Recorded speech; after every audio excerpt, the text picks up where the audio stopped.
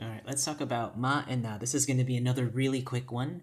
Ma and na. And again, we're talking about object focus here because we're done with the whole the agent voice, kind of like the main focus or actor focus, all that stuff. We're done with that. We're talking about the non-important ones as the focus, all right? Or non-focus as the focus.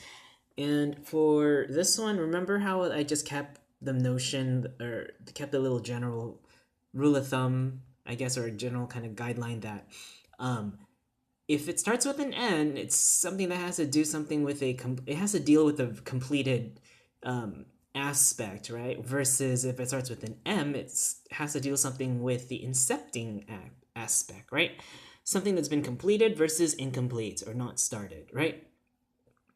So with ma and na, you can apply that to there. And easily said and translated to, I talked about maka and naka in a previous video, and think of ma and na as the same, except in the object focus, right? This isn't no longer the agent one, the agent focus. We're just looking at this as like our little object now, right? So they can translate straight into that other realm of the og and sa family of markers. And let's take a look at these examples, right? This is again a really quick one and a really easy and quick one.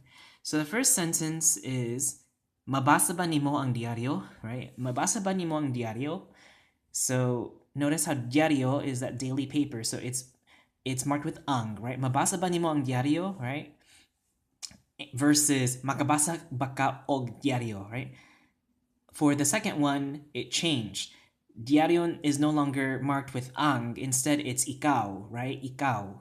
Ikaw is marked by using the absolutive case versus nimo is marked by using the ergative case, and their conjugations match. Ma to ergativity, the ergative case, versus maka to the absolutive case, right? So keep that in mind and change the markers on diaryo, right?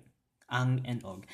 Next one, ay, nahulog siya. Okay, this one might confuse you. Siya is in the absolutive case, but nahulog is marked as the non-focus, right? Nahulog, something fell.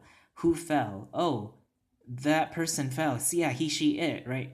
Since this is the only object, I guess, in the sentence, we're gonna mark it with ang, right? And how do we do with that? We change it to the absolutive case. Nahulog siya, right? Oh, he, she, it fell, right? Even though we're not talking about the falling itself, we're talking about this object that fell, but we don't have any other objects in the sentence, so what else are we gonna mark with ang? Oh, just the person, right? Nahulog siya. So that's why it might confuse you, but this is still, even though it's marked in the absolutive case, we're still we're still focusing about the object, because I guess the person can be both the object and the focus, right? The agent and the object. So in this case, the agent is used. Don't mark it with the ergative if you're only going to have one agent or one person, right? Don't mark it with the ergative. So nahulog siya, it's already conjugated in the ergative, but we mark the only object in the sentence with ang by changing niya to siya. Nahulog siya, it makes more sense. Don't say nahulog niya. That kind of sounds really awkward and doesn't sound grammatically right? Now, if we had another object, then yeah, we would mark the object with ang and change siya to something else, to something ergative. Nakita ba niya kana? Alright, nakita ba niya kana? Now, kana is our marked, it's our marked object because it's in the absolutive case demonstrative pronoun, and niya is in our ergative, and the conjugation shows that.